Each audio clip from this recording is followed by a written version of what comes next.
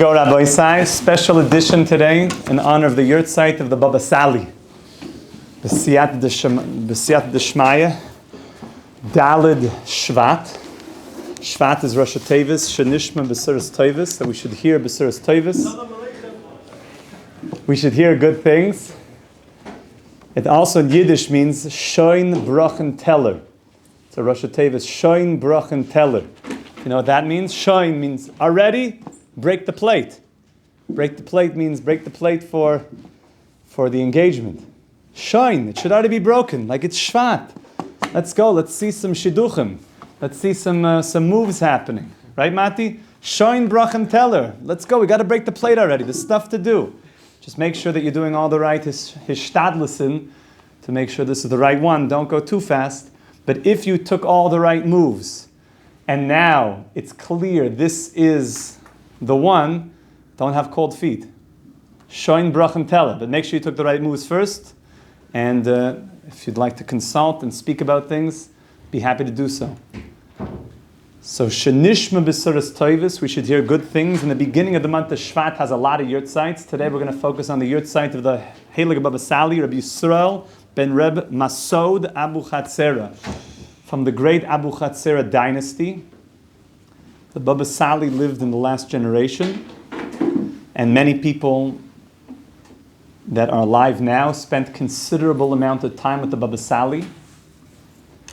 He was known to be a great miracle worker from Morocco, from the dynasty of Abu Chatzera, going back to Rabbi Yaakov Abu Chatzera, the Abir Yaakov. And the Baba Sali was mamish, an echad bedor, one of a generation that could literally do open miracles, and people watched this. Many people famously knew about his miracle of pouring arak. Is that people would come, he loved just hosting and being there for Klal Yisrael, and people would come to him, and it was always leibedik, and he had arak that he would pour for people, and there's countless testimonies of people that were there that watched him pour arak. Now it's interesting, he had to pour it from a paper bag. I don't know if the din was a paper bag, but it had to be covered. And the testimonies are that literally people would keep their eyes on the bottle, and he would just pour glasses of arak for people. And you know, the bottle's only like this big, it's like a liter bottle. And he would just pour tons, endless cups of arak for people. And the whole night he would just be pouring non-stop arak. Endless testimonies, first-hand testimonies of people just watching the Rebbe, the tzaddik, just pour arak. And many, many miraculous things. He happened to drink a lot of arak himself, and we'll get to that at the end. That why some of the tzaddikim drink certain things. Banana liqueur is a thing that tzaddikim drink also.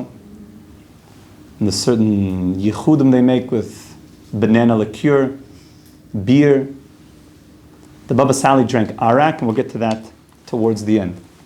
So Ichimaya brings a number of specific, very important points about the Heilige Baba Sali, and that he says that the Rebbe Itzikul wanted to go and see the Baba Sali, and Rabbi Yankel asked his father Rabbi Itzikul, and he said that I want to go see the Baba Sali. He'd heard great things. At that time the Baba Sali was in Paris. The Baba Sali's daughter lives in Harnof. I took my wife there before we got engaged to get a bracha. The Baba Sali's daughter, just think about this, the person who grew up in the home of the Baba Sali. She told us some very special things about her father. And Reb Itzikul wanted to go, Reb Yankel wanted to go to see the Baba Sali in Paris. And his father said, I want you just to determine three things. Because they hadn't met him.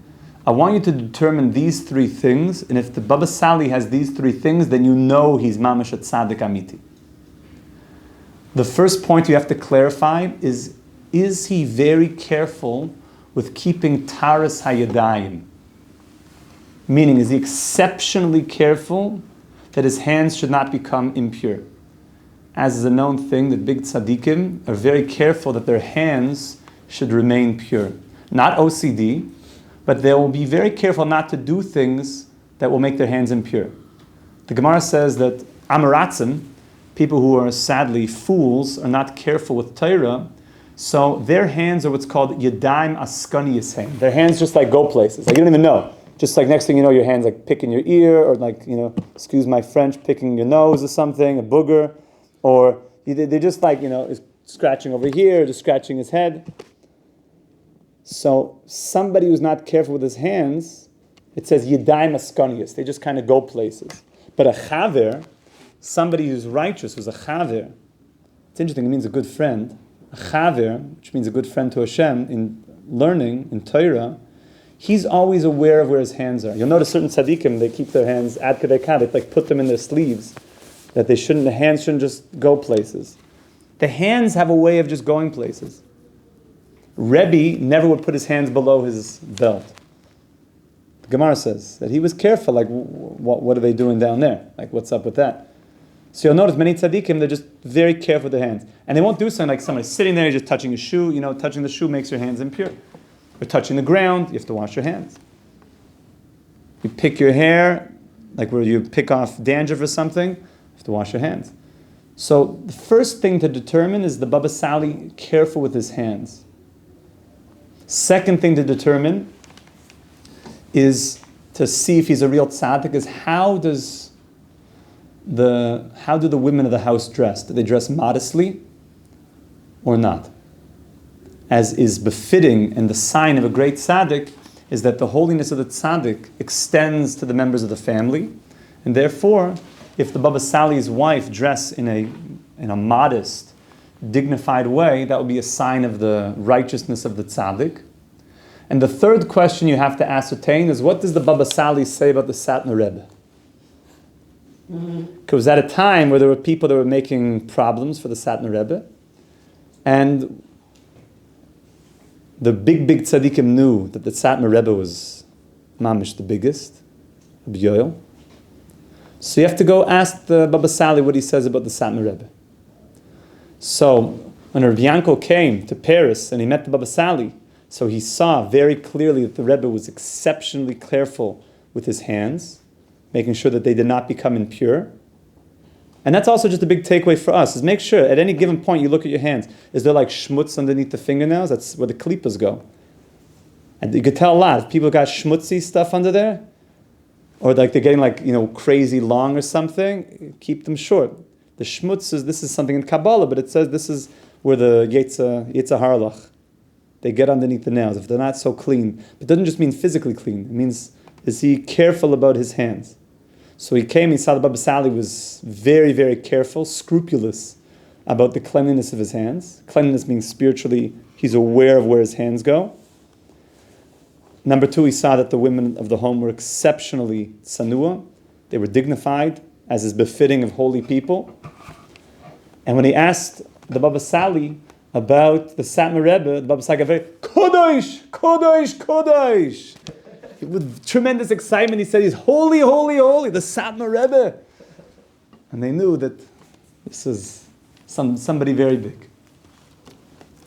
Speaking about the hands of the Baba Sali, as is known, that the tzaddikim, it's not just that they're careful with their hands, that the hands, the Kabbalah books say, are a place where blessing is transferred from one person to the next. The hands are sort of an interface between a person and the rest of the world. That's why you shake a hand. The hands are how you come in contact with this world. So tzaddikim have a big inyan that the hands of a tzaddik, it's a very, very powerful thing. The hands of a tzaddik are very, very powerful. And that's why you'll notice the Sfardim are very meticulous about this, and particular about doing this, is they'll kiss the hand of a tzaddik. If you go see Rabbi Ovadia Yosef, Zecher Tzaddik Kadosh Lebracha, you kiss his hand. Many Sfardi Gedolim, you kiss their hand. That's part of... So the Baba Sali Why? What's the idea there? Is that there is a transfer of energy, a transfer of blessing, a transfer of energy by kissing the hand of a tzaddik. People usually ask, usually Sephardi guys, can I kiss the Rosh Yeshiva's hand? So if you're really Sephardi and you think you could pull it off, the Rosh Yeshiva is from the Gedolei Ador. So even though the Rosh Yeshiva is Ashkenaz, so it's not really his minhag. But if you're Sephardi and you get it, you've received the blessing. But for Sephardim, for sure, if you were by the Baba Sali to kiss his hands, so Rabbi Itchi Meyer, when he was bar mitzvah, so his father sent him to get a blessing from the Baba Sali. So Rabbi Itchi Meyer went to the Baba Sali, and the Baba Sali was lying down with his feet up in the air. I don't know exactly what it looked like, but it was something up, and he was learning Zohar with the parish of the Bala Sulam.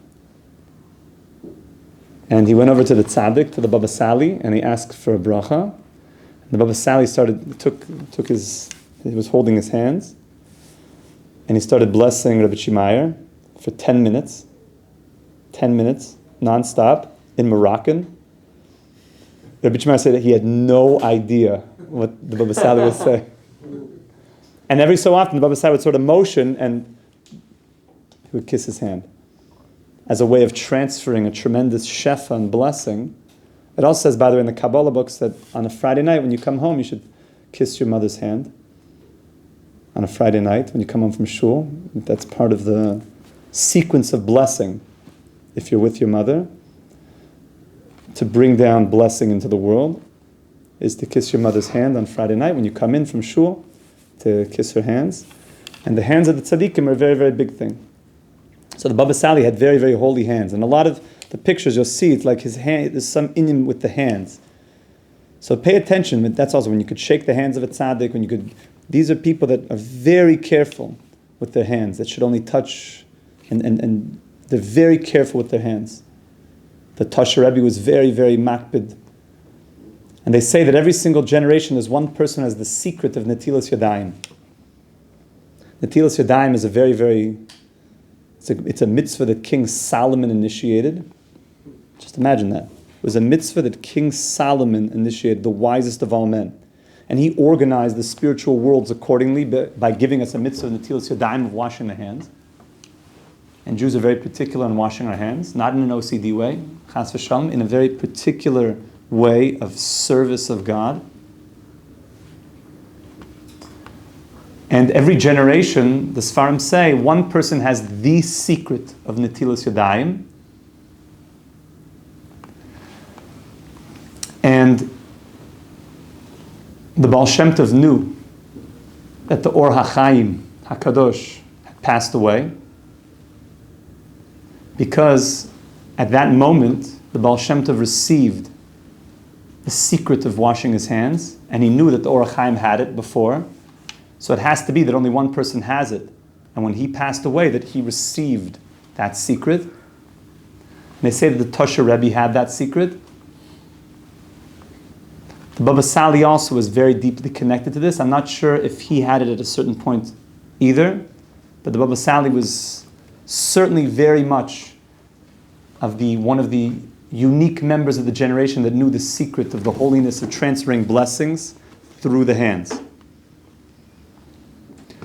There is a custom that many tzaddikim, that what they do is when you come to the tzaddik and you want the bracha that he gives you to come true, so many times the tzaddik will tell you to do a certain mitzvah. Do a certain mitzvah, or take something upon yourself, make sure that you're careful with doing this, or say these particular psukim. The Ladva Rebbe told my family to do certain things, and do this, and do hafrashas challah, and do different things that you just... And when you listen to what the tzaddik tells you to do, a certain tikkun, a certain mitzvah that you should do, so through that mitzvah, it allows the energy of the bracha to take place. But the Baba Sali didn't do that, except in the very specific instances that he would tell people to take on a certain mitzvah. And they say the reason why he didn't do that is because he felt just by coming to the tzaddik, just by coming to the righteous person, that itself showed that you had emunas chachamim, that you believed in the power of tzaddikim, and that already was a mitzvah that would grant you the power that the blessing would come through. Generally, the Baba Sali, his power came that he just loved just davening. He gave himself for Klal Yisrael, for humanity. He was moisa nefesh in a very, very powerful way for people. And Itchimar says one story that he would daven for a childless couple for many years, many years davening. Imagine just keeping somebody in your mind who doesn't have children for years, just davening and davening for them. And at one point, that sometimes tzaddikim do things. We're not allowed to do this, so don't try this at home. Please, do me a favor, don't walk out of here and try this at home. Unless your mom is one of the big tzaddikim, and then bless us all. But the Baba Sali would do things like this. Sometimes tzaddikim would put themselves in danger a little bit because of their love for Klal Yisrael. And one of the things that he did is that he said, Hashem, give these children, this couple children, and I agreed to have my hands just totally cut off. I need that this couple should have children. And many tzaddikim would put themselves in certain risk. We're not allowed to do this. Okay, in the end, Hashem didn't have to do that. But tzaddikim, they're doing all sorts of very high-level stuff to make sure that blessing comes down to the world in very, very big ways. So back to the arak. So one of the things that Baba Sali was very much into was going to the mikveh. There's it's a known thing. Many tzaddikim, they basically live in the mikveh. They just live in the mikveh. There were many tzaddikim, they would just live all day in the mikveh. They would get out to maybe give a shir or daven the minyan, just go back in the mikveh. They just felt that this world is thick. I heard actually a crazy maisa. Wow. About Rebbe Shimaya. This was years ago, where there were Yidden that were kidnapped a few years ago, and somebody high up in the special forces came to Itchimaya to say, we need help to find these boys. And Itchimaya said that he needed to contact a certain tzaddik in America. This is like a window of what goes on in the world of tzaddikim. And they contacted this tzaddik in America, his gabbai, and Itchimar said that we're going to go to the mikveh at the same time. Meaning Itchimar is going to be here in Eretz Yisrael. The tzaddik's going to be there. I think he was in New York. And every time that Rebbe Shimon would come out of the mikveh, he would tell on the phone somebody to tell the gabbai, to tell this tzaddik, a certain kavana, certain names of Hashem, certain yichudim, to think about, and they'll both take a mikveh on other sides of the world and have in mind that same kavana, and then every single time he'll pass on the kavana, and they'll at the exact same second be thinking about a certain kavana. Don't ask me what it is. This is beyond my pay grade. But they'll be thinking about a certain kavana, and at the end of that sequence, Rebbe Shimai received a certain communication, and he told the person, and they found one of these kids. So these are things that are, very, very high level things. So the Baba Sali was very much into mikveh, and arak is basically like mikveh. It's like a clear, you could drink water, but arak has a certain koyach, and it says that when the tzaddikim drink certain drinks, it gives them what's called moichin the gadlus. It gives big, it opens up big consciousness. Sadly, many people, when they drink, it doesn't open up big consciousness. It makes a debacle and creates bad vibes. That's being gentle and kind, but it makes very, very bad energy. And even though they say, look, but my mind is so open from this substance, but the tzaddikim are actually receiving this high-level consciousness, and the Baba Sali used that. He used arak. He gave arak a lot to people, and many, many people, there's still people today that have arak from the Baba Sali that they just diluted.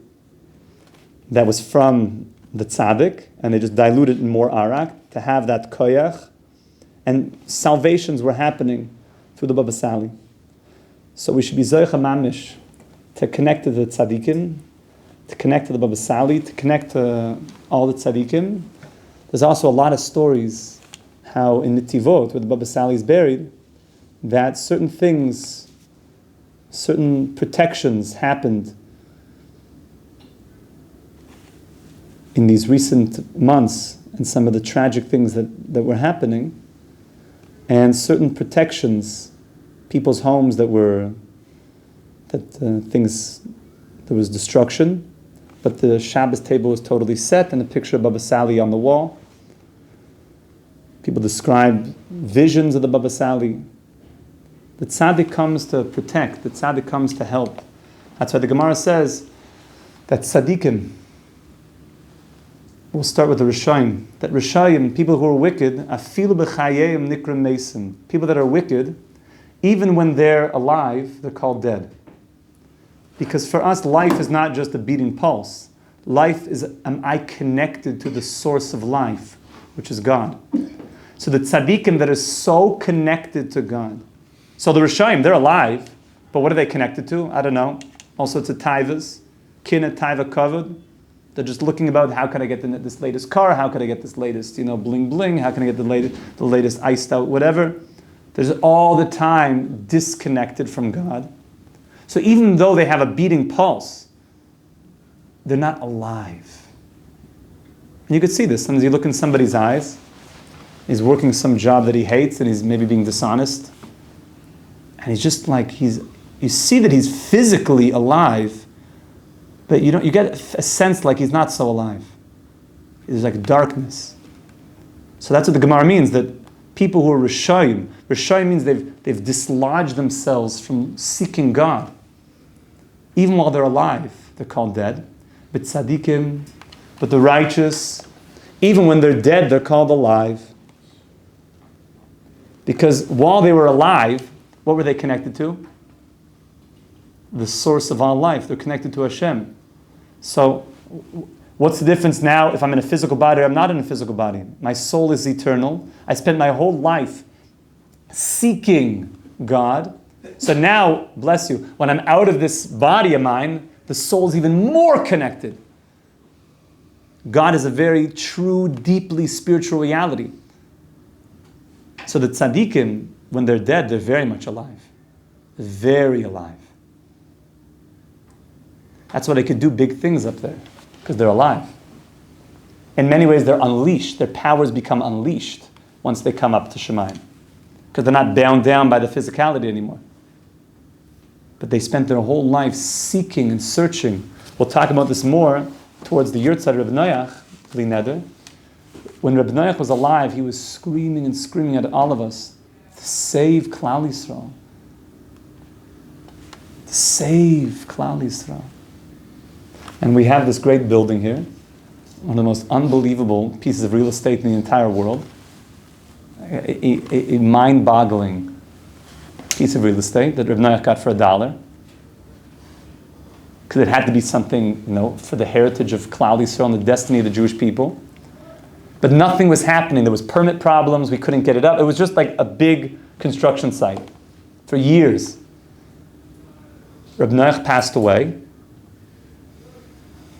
And all of a sudden, this permit goes through, this thing goes through. All of a sudden, I'm standing in the yeshiva, I'm watching these giant chandeliers show up from Italy, marble. Everything's just how is this happening?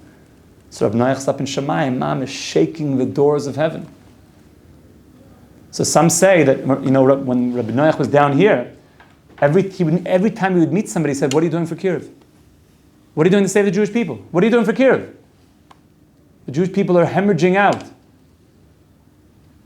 Like Michael Farkas said today about his son in the eulogy and the Hazkara of his son, Sammy Farkas. He said, "And what are we doing? What are we doing for Klal Yisrael? How could it be that there's people in this country that can't finish the sentence Shema Yisrael? They don't know the rest of the sentence. How could it be?" So Reb Noach was screaming about this. What are you doing for Kiruv? So they say when Reb Noach came up to Shemayim, he went right up to the doors of the Kisei HaKavod and he pointed to Hashem and he said, "Hashem, what are you doing for Kiruv?" So Hashem's like, "Okay, Reb Noach, Okay, sorry, we'll do more. Boom, boom, boom. The whole building is popping up. The tzaddikim, even when they die, they're so alive. So that's why on the Yortzeit it says that tzaddik's energy comes down and you could grab onto that energy. You could grab onto that energy. So grab onto the energy of the Baba Sali, grab onto his midos, to his purity, grab onto his love for Klal Yisrael, grab onto that world of miracle. I'm not telling you to grab onto a bottle of arak.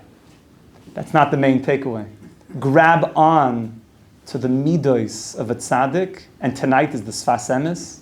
Grab on to the world of tzaddikim, and we should be zoicha mamish to see every single yid in the entire world finish the sentence Shema Yisrael Hashem Elokeinu Hashem Echad. Be zoicha to the Geula Shleim Mishut Tzidkeinu B'mehera V'yameinu. Amen. Amen. Have a wonderful week. Kol Tu. Rabbi Yisai.